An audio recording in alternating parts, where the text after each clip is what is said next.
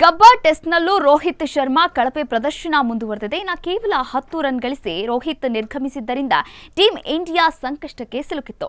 ಇದಾದ ಬಳಿಕ ಹೊರಬಂದ ಫೋಟೋವೊಂದು ಸಂಚಲನವನ್ನ ಮೂಡಿಸಿದೆ.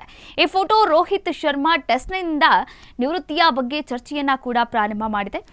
ಬ್ರಿಸ್ಬೇನ್ನ ಗಬ್ಬಾದಲ್ಲಿ ನಡೆದಂತಹ ಬಾರ್ಡರ್ ಗವಾಸ್ಕರ್ ಟ್ರೋಫಿಯ 3ನೇ ಪಂದ್ಯದಲ್ಲಿ ಭಾರತದ ನಾಯಕ ರೋಹಿತ್ ಶರ್ಮಾ ಮತ್ತೊಮ್ಮೆ ವಿಫಲರಾಗಿದ್ದಾರೆ.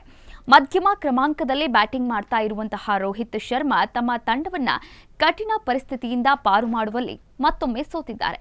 ಅಲ್ಪ ರನ್ಗಳಿಗೆ ವಿಕೆಟ್ ಒಪ್ಪಿಸಿ ಪೆವಿಲಿಯನ್ ತಲುಪಿದ್ರು. ಆದರೆ ಅದಾದ ಬಳಿಕ ಹೊರಬಿದ್ದಂತಹ ಫೋಟೋವೊಂದು ಅಭಿಮಾನಿಗಳಲ್ಲಿ ಸಂಚಲನವನ್ನ ಮೂಡಿಸ್ತಾ ಇದೆ. ಪೆವಿಲಿಯನ್ ಕಡೆಗೆ ಹೋಗುವಾಗ ಅವರು ತಮ್ಮ ಹ್ಯಾಂಡ್ ಗ್ಲೌಸ್ ತೆಗೆದು ಡಗ್ಔಟ್ನಲ್ಲಿ ಎಸೆದಿದ್ದಾರೆ. ಅವರ ಎರಡೂ ಕೈಗೆ ಹಾಕುವಂತಹ ವಸ್ತುಗಳು ಡಗ್ಔಟ್ನಲ್ಲಿ ಬುಲೆಟಿನ್ ಬೋರ್ಡ್ನ ಹಿಂದೆ ಬಿದ್ದಿದ್ವು. ಇದರೊಂದಿಗೆ ರೋಹಿತ್ ಟೆಸ್ಟ್ ಕ್ರಿಕೆಟ್ನಿಂದಲೂ ಕೂಡ ನಿವೃತ್ತಿಯನ್ನ ಹೊಂದಬಹುದು ಎಂದು ಅಭಿಮಾನಿಗಳು ಭವಿಷ್ಯವನ್ನ ನುಡಿತಾ ಇದ್ದಾರೆ. ರೋಹಿತ್ ತಮ್ಮ ಟೆಸ್ಟ್ ವೃತ್ತಿ ಜೀವನವನ್ನ ಕೊನೆಗೊಳಿಸಿದ್ದಾರೆ ಎಂದು ಜನರು ಭಾವನೆಯನ್ನ ಉಂಟು ಮಾಡ್ತಿದ್ದಾರೆ.